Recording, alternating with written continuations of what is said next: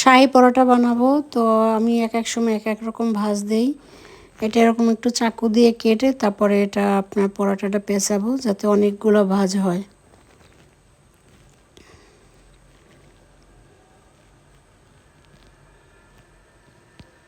আর আমি পরোটা বেলে এখানে আমি একটু তেল দিয়ে তেলের উপর একটু কর্নফ্লাওয়ার দিয়ে নিছি। কর্নফ্লাওয়ার দিয়ে নিলে দেখা যায় যে আপনার পরোটাটা অনেক বেশি ক্রিস্পি হয়।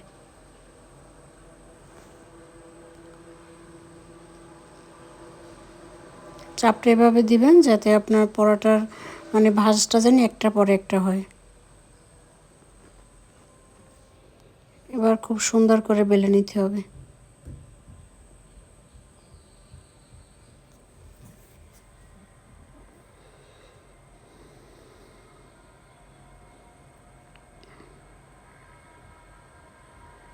আস্তে আস্তে করে একদম গোল করে বেলে নিব।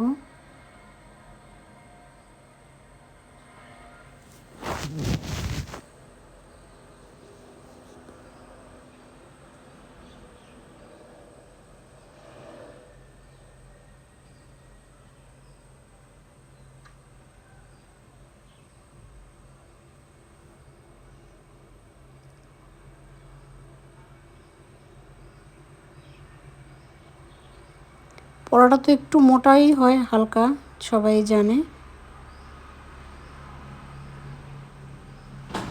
এবার ভাজার পালা।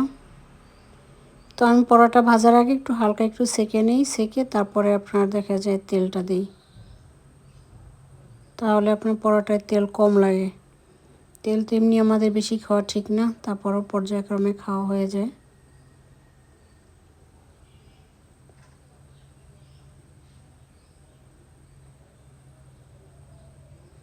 আমার পরোটার এভাবে ঘুরিয়ে ঘুরিয়ে তারপর ভাজবেন।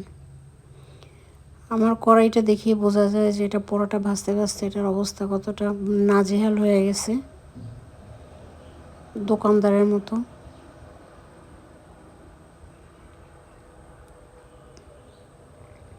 পরোটা এরকম চেপে চেপে মানে চাইরো পাশ দিয়ে জানি হয় খুব সুন্দর।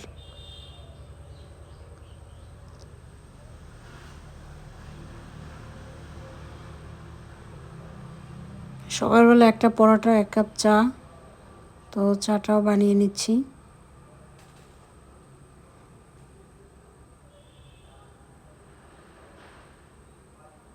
তো পরোটাটা মোটামুটি শেষ, এবার খাওয়ার পালা। এখানে হয়তো বা বোঝা যাচ্ছে না, অনেকগুলো পাল্লা হয়েছে। ভালো থাকবেন সবাই, আল্লাহ হাফেজ।